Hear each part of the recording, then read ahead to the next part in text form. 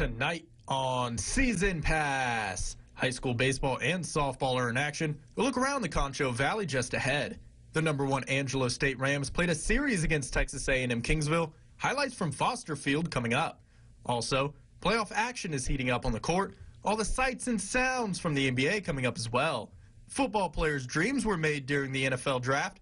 We share our thoughts from the first round. All this and more coming up on Season Pass. KLST Studios, this is your KLST Season Pass.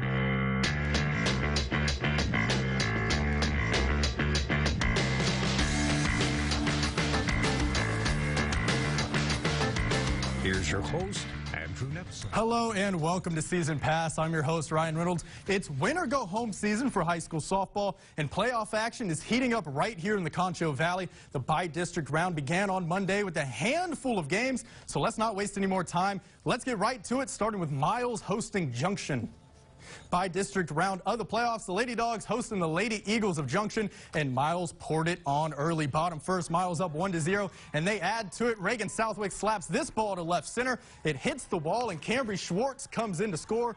2-0, Lady Dogs up. Top second, and Miles with a great defensive play. Alejandra Villanueva lines out to Marissa Kalina, who then throws the second for the double play. Junction remains scoreless, and the Lady Dogs own the bottom of the second. Bases loaded for Skylar Brooks, and she rips one through the gap in right field. 2 runs come around to score. Miles up 4-0, and they weren't done yet. Still bottom second, bases loaded for Lizzie Seiler. She pops it up, but some miscommunication by Junction allows this ball to fall between 3 defenders. Another Lady Dog crosses home plate, bringing the score to 5-0 Lady Dogs. And Miles, they run away with the win. They advance 9-4. So Miles advancing on Monday. Can El Dorado take the win and advance on Tuesday? Taking on winners in the bi-district round. We start in the bottom of the first. Winners already up 3-0, but the Lady Eagles chip into the deficit. 2 on for Jackie Corberuiz, and she slaps it to left. 2 runners come in for El Dorado. A two-run RBI triple for her, and the Lady Eagles trailed 3-2. Top second now with the runner on third for winners, and Jamala hits it to right field. Reyes comes in to score. Winners now leading 4-2, but this game was neck and neck early on. Bottom of the frame now, and Christine Lindsay shoots this ball back up the middle, bringing in a Lady Eagle run. 4-3 winners, and they weren't done yet. Jocelyn Massey, she hits this ball to left center. Lindsay crosses home to tie the game at 4, but Winters, they defeat El Dorado in advance, 13-6. Taking a look at the softball scoreboard here in the Concho Valley from some other playoff matchups. The Wall Lady Hawks swept the Lady Cranes in 2 games, so Game 3 will not be needed. 15-5 your score in Game 1. Game 2, the Lady Hawks, or the Hawks, hang on to win 12-9. They win, advance to the next round. And then Ballinger, the Lady Cats, playing in a 1-game winner-take-all. Loser goes home with Presidio, and it was not the Lady Cats' night. Their season will end in Fort Stockton. 14-3, the final score in that one. And then we have Ozona. They get the win in Game 1 of a best-of-3 series, 12-11, the final over Seagreaves. And then they're advancing to the area round as well. They picked up the win in Game 2. Grape Creek and Kermit softball battling out and stand for a winner-take-all showdown. Top of the second, Carolyn A. Fowler cranks one to center field. Both runners safe, and we have some scoring opportunities following a walk. Bases loaded for Makina Rivers. She grounds to short. Lady Yellow Jackets able to turn the double play. The game remains tied at 1-1. Both teams fighting for their postseason lives. Windy day at the ballpark. For this one, you have to figure that plays a factor. Runners on the corners. Madison Owens, sack bunt, does the trick. 1 run comes in, and Kermit takes a 2-1 lead. Kermit goes on to win this high-scoring game, 11-9. The Yellow Jackets advance to the area round. Menard and Hermley softball met up in Miles for a winner-take-all game in the bi-district round on Saturday. Bottom fourth, runner on third. Garcia hits it back to the pitcher. She's out at first, but it still brings in a run for the Lady Jackets. Smart running on the base pass for Hermley.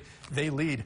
Top fifth now, bases loaded for Hermley. Sandra Cara bounces a slow roller to Sanchez at first. She throws home for the out. A heads-up play right there from Sanchez. That prevents a run. And then in the bottom fifth, 2 outs. Lady Cardinals looking to close it out.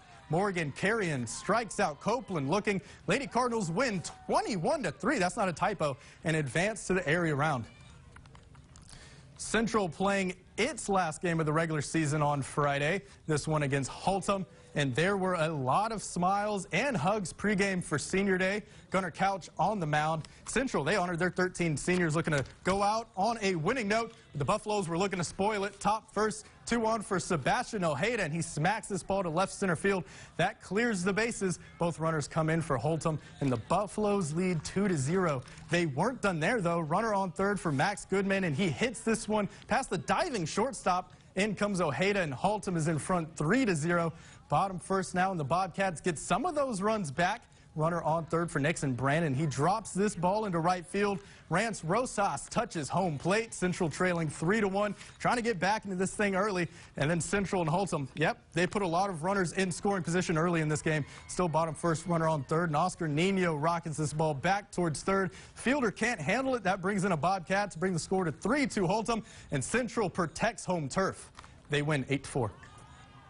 Central Lady Cats golf team showed out at the regional championships this past week. Freshman Ryan Honey placed third overall. She is headed to the UIL state championships. That will be on May 13th and 14th at Legacy Hills Golf Club in Georgetown. The Lady Cats, as a team, placed 10th. So a huge congrats to the Lady Cats and to Ryan Honey. The Central Bobcats began their spring practices bright and early Monday morning at San Angelo Stadium. Last season, there was a lot of promise for the Bobcats before quarterback Maverick McIver tore his ACL. The Bobcats finished 7-4, good enough for third in District 3 6A play before falling to Arlington Lamar. Central returned 7 starters on offense and 6 coming back on defense as they'll attempt to qualify for the postseason for the 10th straight year under head coach Brent Davis. I mean, everywhere, really. You know, we've got to get better up front, and we've got to get better at the slot receiver. And defensively, you know, I think our secondary is really young. We're going to have to really, you know, have a lot going on there as far as getting those guys better. But for the first day, I was real pleased. So a lot going on around the Concho Valley. Coming up on Season Pass, we'll take a look at the next level in the week that was for the Angelo State Rams and Bells. Stay with us. Buy more, get more. Now at your Ashley Home Store. Up to $1,100 for grabs on any Ashley furniture. The more you buy, the bigger the savings. Get up to $1,100 of free furniture and mattresses. Only at your Ashley Home Store. Floyd C. Pettit Insurance has a new office in Robert Lee now. Makes me feel even safer about all my insurance needs. Floyd C. Pettit takes the time to get to know you better and offer all the insurance coverage that you need. They also offer individual and group health policies, Medicare supplements, and Part D. Whether you need insurance for your car, truck, motorcycle, or even your boat, Floyd C. Pettit has your vehicle covered. Floyd C. Pettit, where all of your insurance needs are personalized with care, with a new location in Robert Lee. Hi, I'm Tanya with Concho Valley Door. For expert advice on your garage door or gate opener, give us a call at 658-4146 or click on the expert tab at ConchoValleyHomepage.com. Hi, I'm Mike. MGB wants to be your MVP, most valuable payer.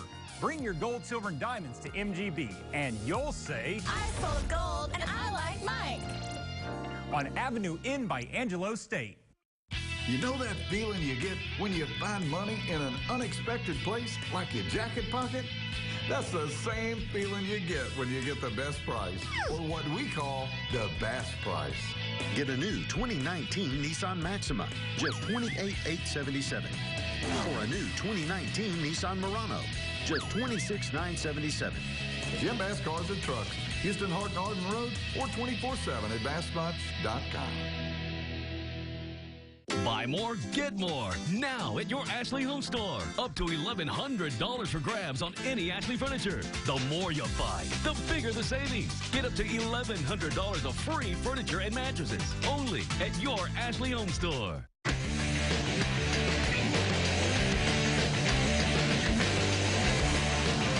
Hello, everyone. Welcome back to Season Pass. The ASU clay shooting team is gaining popularity across the Concho Valley and gaining recruits. Earlier this month, Nick Billington of Erie County signed his letter of intent, but today it belonged to Jet Thompson. Central senior Jet Thompson signed on to join ASU's shooting team on Tuesday. Thompson is a San Angelo local who's been shooting for almost 10 years. He's joining a rising Angelo State shooting team that recently placed runner-up at a national competition in Division III. Thompson is joining 28 other Angelo State students on this year's shooting team and says his goal is to continue to grow the program throughout his 4 years as a Ram. I'm just looking to grow this ASU shooting team. I really love the idea of it, and I love how fast it's growing and how well it's doing, and I really wish to contribute to that the best that I can and just have a good time doing it. He's a natural. You know, he has something that most shooters wish they had, and he is not afraid to use that when it comes to the a time to really be a competitor out on any course that he's shooting. Shooter's going to shoot. The ASU Rams, the #1 ASU Rams were in action on Friday as they hosted the first of a 4-game set against the Kingsville Javelinas. Some fireworks in this one before the fireworks show. Rams and Javelinas ready to start this series Friday night. Bottom of the 4th, ASU leads 1-0. Stephen Bonu's attempts to pick off Riley Peterson at second. Ball goes over the head into the outfield. Jacob Finke comes in to score 2-0 Rams. Still bottom 4. Jordan Williams with a base hit past the diving shortstop. Peterson comes in to score. It's 3-0 Rams now, and this is where the Rams tend to pile it on the offensive end. Still not done. In the 4th, Nick Novak with a little swinging bunt. Preston Polakvik tries to throw out Parker Bramlett at home. He's safe. Preston doesn't agree after a review. Still safe. ASU leads 4-0. ASU's offense stays hot. Rams win 10-0. Game 2 of the series between Texas A&M Kingsville and Angelo State. The Rams going for their 15th straight victory. A beautiful day for baseball. Bottom second, 1-0 Javelinas. Riley Peterson hits a deep ball to center. That's in for a stand-up double for him. ASU looking for that tying run. The Rams trying to bring in some around the diamond. 2 on for Jordan Williams. He bounces this one to second base. Nice effort by Pablo Hernandez keeping his foot on first for the final out of the inning. No damage done. Bottom third, runners on the corners. Nick Saganowicz sends this pitch out to deep right center. That bounces off the wall. Nick Novak scores to tie the game at 1. The Rams explode on the offensive end. They take game 2, 9-2. Game 3 now from Foster Field. Angelo going for the doubleheader sweep of the Javelinas on Saturday. Top third, Kingsville leads 1-0, and they'll add another with a classic bait and score. Runners on the corners for Kingsville. They send the runner on first to draw the Rams' attention while the runner on third sneaks in for the score. Javelinas lead early on 2-0. There was a fireworks show at Foster Field after Friday's game, and there was a fireworks show on the diamond on Saturday in the bottom of the 4th. 1 on for Josh Elvire, and he crushes this ball over the center field wall. His conference leading 16th long ball of the season gives ASU a 3-2 lead. And then the very next batter, Nick Saganowicz, he's second in the LSC in home runs, but take a look at this. He bounces the ball off the wall a couple fielding miscues later, and Saganowicz finds himself rounding third for the inside the park home run. You don't see that play too often, but I'll tell you something that's not a rarity. The Rams win their 16th game in a row. This one a walk-off. Bases loaded single by Parker Bramlett does the trick. They defeat the Javelinas 6-5. So back to Foster Field for the series finale on Sunday, senior day for the Rams. Speaking of seniors, Shannon Broussard gets the start on the mound. Bottom first, score is 0-0. Josh Elvire hits this ball down the first base line, bringing in Nick Novak from second, making it 1-0 ASU on top. Staying in the bottom of the first, the Aussie, Lachlan Mayo, hits this one to shallow right field. It bounces over the outfielder, bringing in Josh Elvire, and Mayo ends up on second. Rams up 2-0. Top of the second now, and Kingsville's Giancarlo Servin gets this ball just out of the infield, brings in Manny Laredo from third base. That hit brings the score to 2-1 Rams, and the Rams pull off their 4th consecutive weekend sweep. They keep it rolling for their 17th straight win. ASU defeats Texas A&M Kingsville 14-6. So the Rams wrapped up conference play with the sweep, but the Ram Bells, however, did not. Angelo dropped 2 games in Laredo this past week to finish out conference play, but there are signs of postseason life for the Ram Bells. ASU clinched the 6th seed in the upcoming Lone Star Conference tournament on May 3rd, and a deep run in the tournament could propel the team into the NCAA tournament. The top 8 teams in the region make it to the national tournament, and as of right now, the Ram Bells are 7th in the South Central regional rankings. They still have 2 games left in the regular season, both against St. Ed's.